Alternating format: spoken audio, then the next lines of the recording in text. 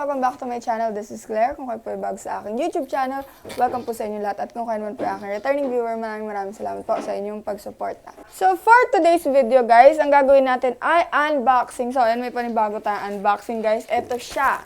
Ayan siya. Galing siya kay Arcaday, ang aking favorite K-pop shop. Ayan, ang aking favorite K-pop merch online shop.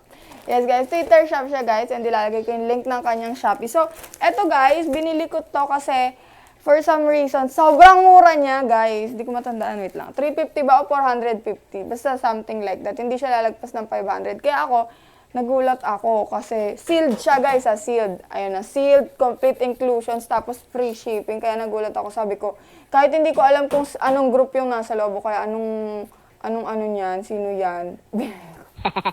Kasi, wala pa. Titinda din naman kasi namin eh. Kasi gusto ko lang may unboxing, may ipakita sa inyo. So, ayan guys. Buksan na natin to. And wait lang, titignan ko lang din kung magkano ko siya nabili para masabi ko sa inyo kung magkano talaga yung totoong price niya. Let's go, guys. So, guys, buksan na natin. Ayan, na-check ko na siya, guys. And hindi siya 450, guys. 360 pesos lang siya. So, ayan, guys, buksan na natin siya. Galing siya kay Arcaday sa aking favorite na tindahan. So, buksan na natin siya. Wait lang, para makita niyo. Whip! Okay. Tada! Okay, pangalan pa na nanay ko yung nakalagay, Rosaline Villalobos. So, ayan guys, ito na yung album, guys. So, let's open. Ito, time-lapse ko na lang siya, guys, para makita nyo yung pagtanggal ko ng hindi masyadong matagal, guys. So, let's go.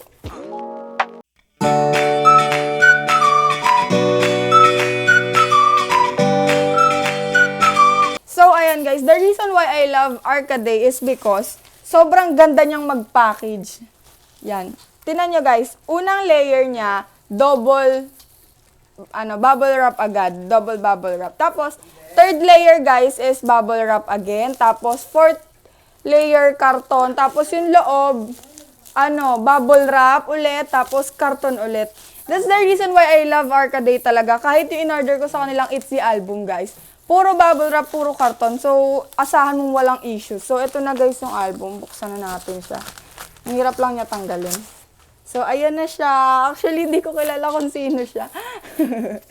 Actually, kaya ako ito in-order kasi 360 lang tapos sealed para lang may ma-unbox ako, diba? Kasi yung ewo ko, yung eyes wide open ko, wala pa rin siya hanggang ngayon, be. Happy New Year to me. So, ayan, Lee Jin-hyuk. Tama ba pronunciation ko? S.O.L. Lee Jin-hyuk is first solo. So, first solo daw to ni Lee Jin-hyuk. So, ayan yung likod niya, guys. Ayan, bibigyan ko na lang din ng montage para makita nyo ng malinaw. Ayan, yung likod. Tapos, ito yung harap. Ang gwapo niya, in fairness. So, ayan, guys. Let's open.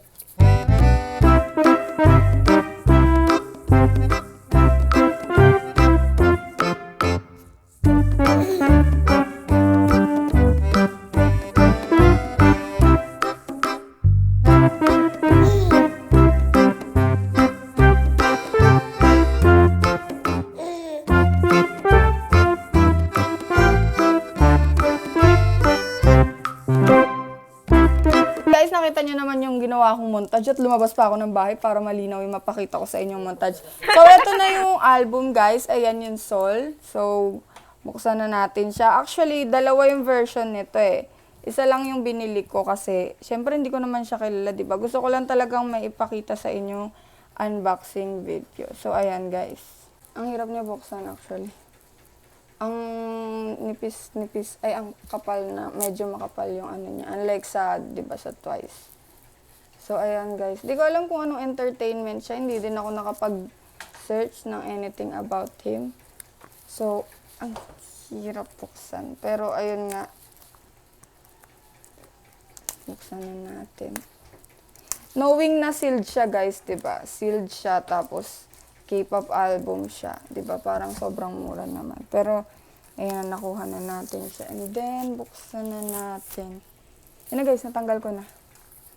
So, eto siya guys. Ayan yung itsura niya. And pag binuksan siya, yun, may CD guys. Ayan, CD. Tapos, ito yung... So, hanapin natin yung laman sa loob. May laman to sa loob, diba? Ayan. Wow, ang ganda. May QR, guys. May QR. Oh, scan nyo na yung QR. Ano siya? Standy, guys. Standy siya. Ang cute. Ang cute. Ano siya? Standy. Oh, ganire.